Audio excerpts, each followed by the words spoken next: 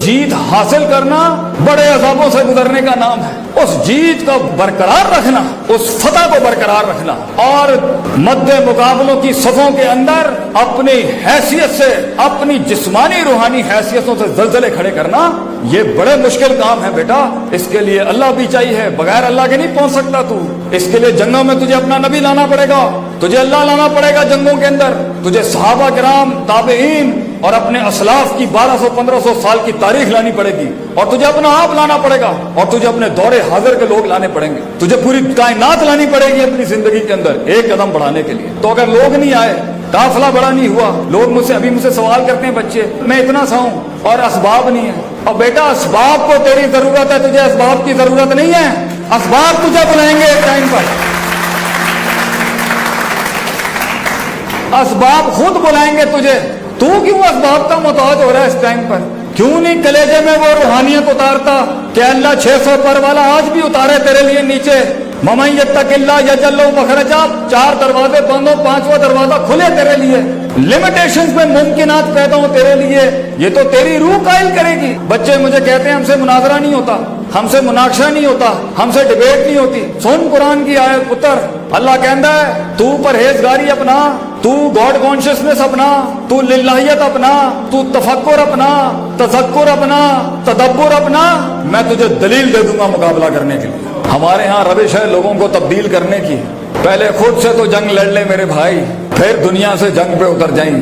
पहले अपने आप से जंग है, और ये नफ्स की गुलाटियां ये आखिरी लम्हे तक खत्म नहीं होंगी। तो इस सफर के अंदर कुछ चीजें ऐसी हैं जो अल्लाह ने रखी हैं तेरी तरबियत के लिए, कुछ चीजें अल्लाह ने रखी हैं तेरी नफी के लिए, कुछ चीजें अल्लाह तख्लीक करेगा तेरे इसबात के लिए, कुछ चीजें अल्लाह तख्लीक करेगा तेरे तहम्मुल और हौसले को बढ़ाने के लिए, कुछ चीजें अल्लाह करेगा तेरे सब्र को मजबूत और कवी करने के लिए, कुछ चीजें अल्लाह रद्दो बदल करेगा तुझे कुछ चीजें समझाने के लिए। तो अपनी इब्तिदा को सिर्फ अपनी औकात को याद रखने के लिए, तकब्बुर को खत्म करने के लिए, बुग़्ज़ और हसद और इनाद और कीने को खत्म करने के लिए अपने पिंड और अपने देहात और अपने गांव और अपनी बिरादरी और अपने कारों जाके देखी, मगर अपनी इब्तिदा को अपनी हदबंदी करने के लिए ना रखी। अरे तू तो बना है दुनिया में चमकने के लिए, आप बने हैं चमकने के लिए भाईजान, क्यों हल्का ले रहे अपने आप को? जो अपनी इज्जत नहीं करता वो गैरों से अपनी इज्जत क्या मनवाएगा?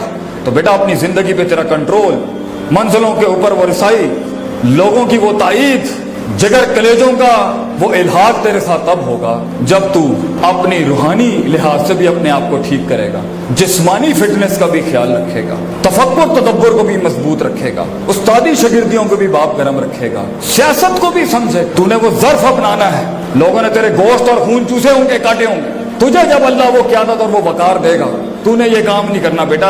ये ज़र्फ, ये कलेजा, ये माफियां, ये वसअत ही होती हैं जो लोगों का दिल जीतती हैं। तूने कमजोर तरीन हालात के अंदर भी, कमजोर तरीन हालात के अंदर भी म्यार से गिरी हुई हरकत नहीं करनी, और आला मकाम के ऊपर पहुंचने के बाद भी लोग सोते हुए भी रात को कहें तू मिसाल होनी चाहिए। लोगों कहते हैं मत जिंदगी वो जिसमें दुश्मन भी मानता हो यार कोई, आप सल्लल्लाहु अलैहि वसल्लम दुश्मन भी मानते थे कि यार कोई हस्ती है।